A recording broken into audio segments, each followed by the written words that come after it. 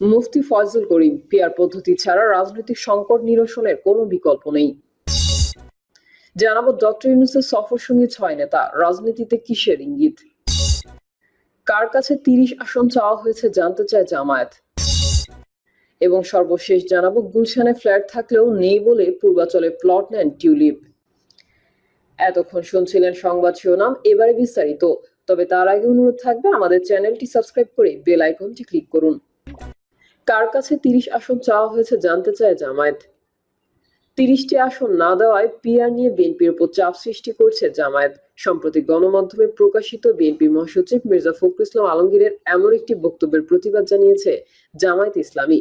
জামায়াতের secretary general সাবেক MP অধ্যাপক মিয়া গোলাম পরোয়ার এক বিবৃতিতে বলেছেন, সম্প্রতি ভারতের কলকাতা থেকে প্রকাশিত দৈনিক এই সময়ের সাথে এক সাক্ষাৎকারে বিএনপির মহাসচিব মির্জা ফখরুল ইসলাম আলমগীর বাংলাদেশ জামায়াত ইসলামী সম্পর্কে যে বক্তব্য প্রদান করেছেন তার প্রতি আমাদের দৃষ্টিগোচর হয়েছে।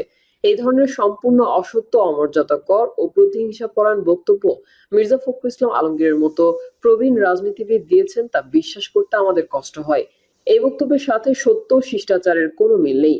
যদি এই বক্তব্য তার হয়ে থাকে তবে বাধ্য হয়ে আমরা তার প্রতিবাদ ও নিন্দা জ্ঞাপন করছি। পাশাপাশি এই বক্তব্য যদি তার হয়ে থাকে তাহলে বাংলাদেশ জামায়াত ইসলামী কার কাছে এই আসনগুলো দাবি করেছে তার প্রমাণ জাতির কাছে উপস্থাপন করার জন্য দ্ব্যর্থহীন কণ্ঠে আহ্বান জানাচ্ছি।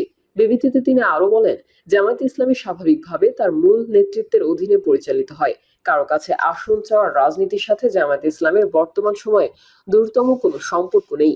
তিনি যদি তার বক্তব্যের পক্ষে প্রমাণ উপস্থাপন করতে ব্যর্থ হয় তাহলে আমরা আহ্বান জানাবো সত্যকে মেনে নিয়ে তিনি তার বক্তব্যের জন্য ন্যূনতম পক্ষে জনগণের সামনে দুঃখ প্রকাশ করবেন। ডক্টর ইউনূসের সফর সঙ্গী ৬ নেতা, রাজনীতিতে কিসের ইঙ্গিত?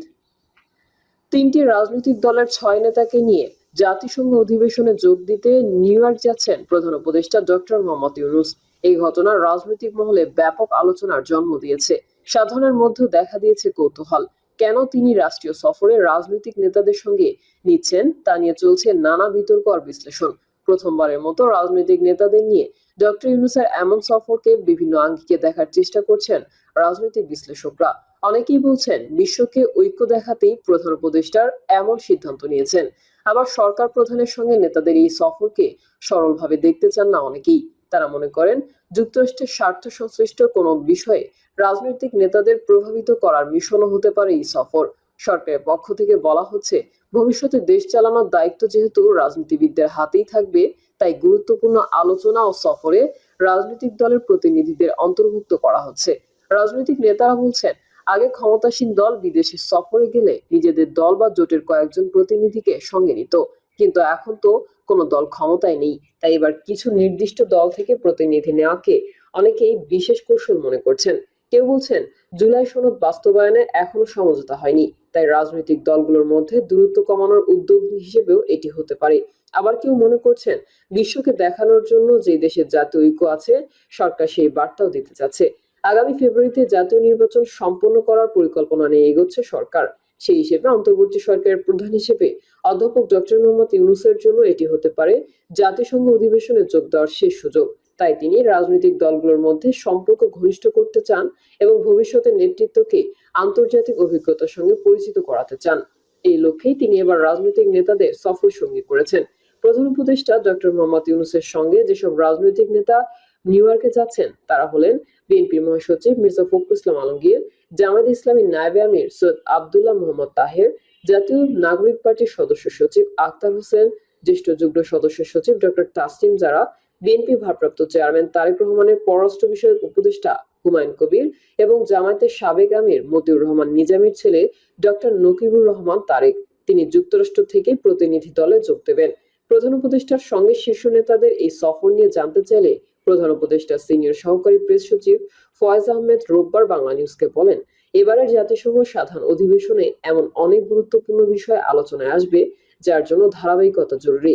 সম্প্রতি কক্সবাজারের রোহিঙ্গা ইস্যুতে হওয়া সেমিনারেও দেশের রাজনৈতিক দলের নেতাদের যুক্ত করা হয়েছিল।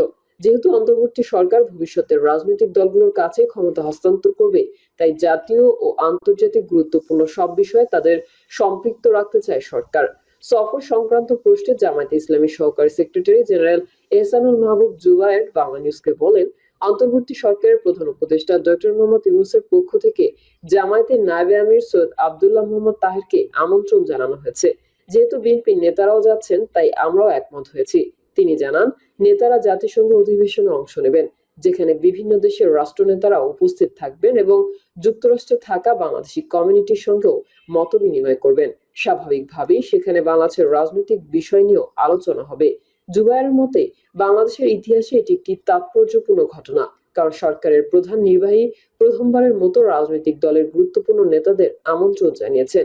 জাতীয় ঐক্য ও জুলাই বিপ্লবকে ধারণ করে আমরা যে ঐক্যমত্যে আছি, এই সফরের মধ্যে দিয়ে জাতির সামনে সেই বার্তা দেওয়া হচ্ছে।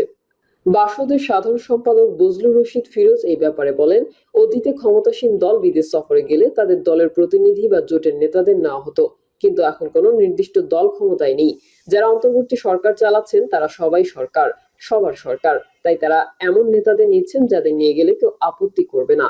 তিনি আরো বলেন, জুলাই সনদ নিয়ে এখনো পূর্ণ ঐকমত্যে পৌঁছানো যায়নি। এই সফরের মাধ্যমে সেই সমঝোতা পথে এগোনো সম্ভব হতে পারে বলেই সরকার মনে করছে।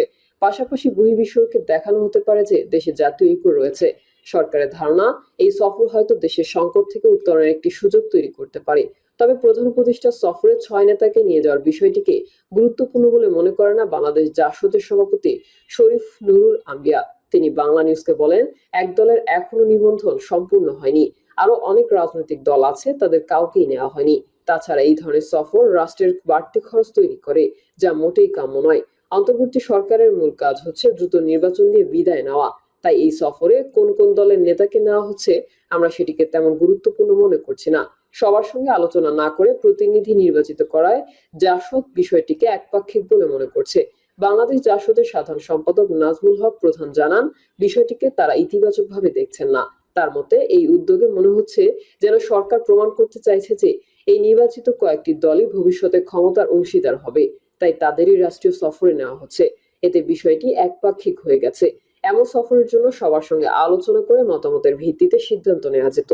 উল্লেখ্য, রোববার রাতে যুক্তরাষ্ট্রের উদ্দেশ্যে রওনা দেবেন অন্তর্বর্তী সরকারের প্রধান উপদেষ্টা অধ্যাপক ডক্টর মোহাম্মদ ইউনূস। তিনি সোমবার নিউ ইয়র্কে পৌঁছাবেন। 26শে সেপ্টেম্বর সাধারণ পরিষদের অধিবেশনে ভাষণ দেবেন। এরপর 2রা অক্টোবর দেশে ফেরার কথা রয়েছে। জাতিসংঘের অধিবেশনে তিনি বিগত 1 বছরে দেশের সংগঠিত সংস্কার এবং আসন্ন জাতীয় নির্বাচনের মাধ্যমে একটি সত্যিকারের গণতান্ত্রিক রাষ্ট্র ব্যবস্থা প্রতিষ্ঠার অঙ্গীকার বিশ্ব নেতাদের সামনে তুলে ধরবেন। এছাড়া 30শে September high level conference on the situation of Rohingya Muslims and other minorities in Myanmar শীর্ষক এক উচ্চ পর্যায়ের সভায়ও অংশ নেবেন, যা জাতিসংঘের সাধারণ পরিষদের সভাপতির সভাপতিত্বে অনুষ্ঠিত হবে। সফরের সময় তিনি বিশ্ব নেতাদের সঙ্গেও বৈঠক করবেন। মুফতি ফয়জুল করিম, পিআর পদ্ধতি ছাড়া রাজনৈতিক সংকট নিরসনের কোনো বিকল্প নেই। দেশের বর্তমান রাজনৈতিক সংকট দূর করতে